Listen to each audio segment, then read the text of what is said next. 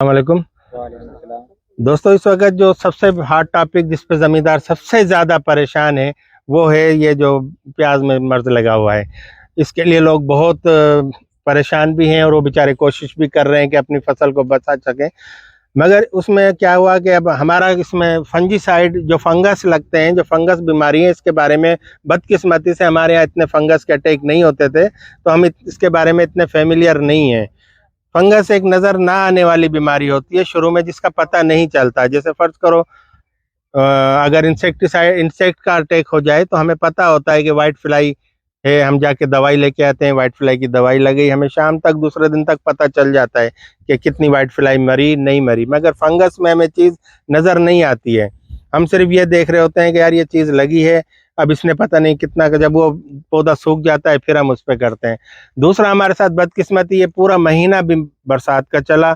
उस बरसात के महीने में आपको पता है ये फंगस को बढ़ने के लिए बहुत मौके मिलते हैं और वो बहुत ज़्यादा उसने तेज़ी से अपनी जो थी अपीयरेंस दिखाई और उसकी वजह से ही हमारे प्याज को काफ़ी नुकसान हुआ। अब देखो, फंगस को कंट्रोल करने के लिए दो तीन स्प्रे कर चुके हैं, मगर वो ये अभी उनका ये कंसर्न है कि यार ये बीमारी तो ख़त्म नहीं हो रही और ज़्यादा ये जलती जा रही है। तो एक उसकी वजह ये है कि एक प्रॉपर दवाई नहीं लग रही है।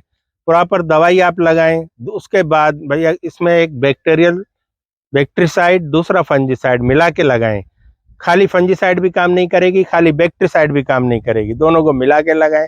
दूसरा, आपको पता है बरसात हुई है, बरसात में खिरिये बैठ गए, ज़मीन सख्त हो गई है और प्याज, आप जैसे मैंने पिछली वीडियो में बताया था, शैलो रूटेड क्रॉप है। ये शैलो रूटेड क्रॉप को, इसको ज़मीन में नरम चाहिए प्याज को। अब जब ज़मीन ये खिरिये सख्त हो गए तो उसको अपनी जड़ें मारने के लिए भी मैंने वो करनी पड़ रही है इजाफी कोशिश। एक वो बीमारी में कमज़ोर हो चुका है, दूसरा उसे इजाफी कुव्वत तो नहीं मिल रही। इस वजह से भी वही बीमारी कंट्रोल होने में मसला आ रहा है। मगर काफ़ी लोग हैं, अब जैसे ये मैं प्याज की फील्ड पे खड़ा हूँ, ये मैंने फील्ड की है, तो इसमें भी काफ़ी मैंने जो पौधे सूखने थे वो सूख गए, अभी भी है, बाकी ज़्यादा कंट्रोल भी है। तो इसको इसी तरीके से कंट्रोल होगा। इसके हम जड़ों को भी थोड़ा ज़मीन में, जैसे ये मेरे पास खुरपा है, इससे आप ज़मीन की थोड़ी ऐसे करके इसको ये निकालते रहें, घास वगैरह अगर है वो भी निकाल दें।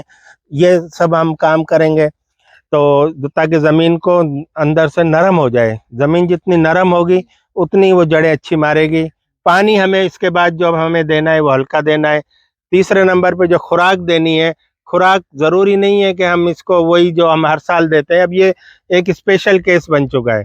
तो इसमें आप अपने किसी जो आपके एडवाइज़र हैं उनसे मालूम करके इसके लिए वो खुराक दें इस वक्त, जो इसको हल्की फुल्की खुराक हो, वो इसको हजम करे, उठाए इसको, ना कि वो खुराक दें जो खुराक ही इसके लिए जहर बन जाए।